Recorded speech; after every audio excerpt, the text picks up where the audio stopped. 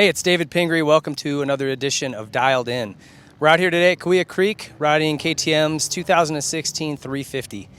I haven't had any seat time on this yet, so I'm excited to give this bike a try. This has all of the changes that the 2015 factory edition bikes got, and that both the 250 and 450 16 models got. So all new chassis, all new engine. This bike is lighter than every other 250F in 2015, with the exception of the new KTM. So very light, very fast, a lot more horsepower and torque built into this motor than in the engine past, in the 350 from the past. So very excited to get on this thing and ride it. We're going to give you some settings, some ideas and thoughts to get yours dialed in at home. We're going to talk with the KTM folks here, see what ideas they have. And again, this whole feature is based on helping you to get your bike set up at home. If you've bought one of these, we're going to give you our ideas, what we liked.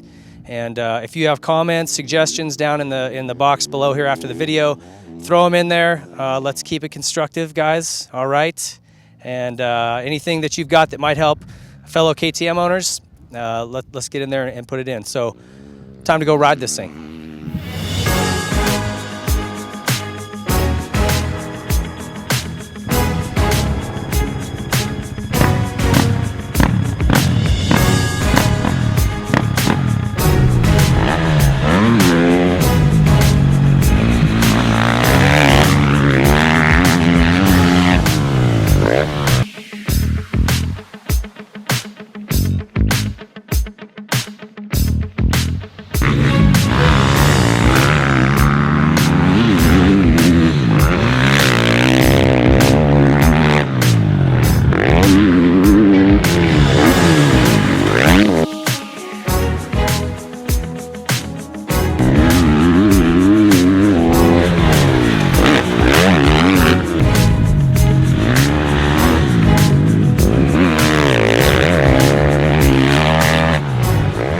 We got some laps on the 350, and initially coming off of not riding one of these for a long time, I just noticed right away it's definitely that in-between bike, and it seems like on a 250 you're kind of wide open everywhere. You hit jumps wide open. 450 you really have to time it, and this one lies somewhere in the middle. I mean, I found myself over jumping some things where it felt like I could just leave it on. So the power's in there, it's just kind of sneaky. So I will say, first of all, take a few laps to get used to the power, because it sneaks up on you, because it feels light, but it makes a lot of power. As far as the engine goes, I really like the feel of it, but I always kind of feel like I'm in between second and third. So talking to the KTM guys, it seems like the answer is either go down to a 48 tooth, it comes stock with a 50, or jump up and run a 51. Faster guys, lighter guys, they're going to like maybe that 48 a little bit better. It gives you a little bit broader range. You run down a gear. Guys that are a little slower, heavier, vet racers, novice racers, they're going to like that 51, be able to pick up the gears a little sooner, maybe grab third through turns they otherwise wouldn't be able to. So play with gearing, see what you like. First thing I'm going to do is switch this thing down to a 48 and give that a try. Past that, I really like the engine. It's just a cool blend of being manageable, but being really fast too. There is a setting here, like an aggressive setting or standard setting on the mapping. I like the aggressive one. There isn't as much torque in this engine as a 450, and you notice that. You go to the standard setting, and it's just a little flat for me. I think most people are going to like that aggressive setting. Try it. It's as easy as flipping a switch, but I think most people are going to like that aggressive setting. The suspension, just like the 250, this 350 comes, or should come, and be sure you check your clickers. 15 out on your rebound and compression on the fork, 15 out on the compression and rebound on the shock, and all the way in and 2 turns out on the high speed. That's your base setting on this, okay? Where we went from that, I found it felt a little bit like harsh to me. So I had a hard time telling, and I think a lot of people make this mistake. They think, I feel stiff, so they keep going softer to try to get a softer feeling. But what happens is you're actually already too soft, and you're down into the stroke where the valving is stiffer. So every time you hit a bump, you're down into that stroke in that stiff valving, and it feels stiff.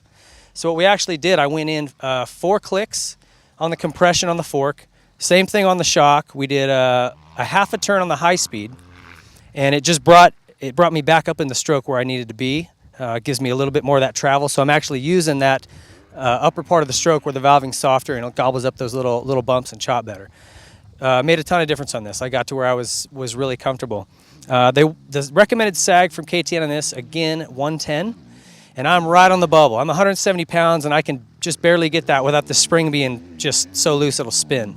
Once you get to that point where the spring's too loose, you don't have any tension on it at all, you need to go down a spring size. So be sure when you're setting the sag, keep an eye out for that. Like I said, at 170, I'm right on the bubble here. It's very loose in there. We got it to work pretty well today, but ideally, I'd probably go to a softer spring rate. The suspension, once I got those clickers worked out, it worked really well. I was happy with it.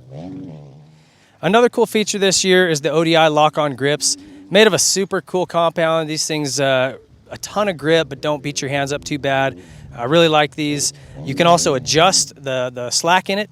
I don't like a bunch of play in my throttle. It used to be a pain to adjust these on the KTM. It's all done right here on the housing now, so super convenient.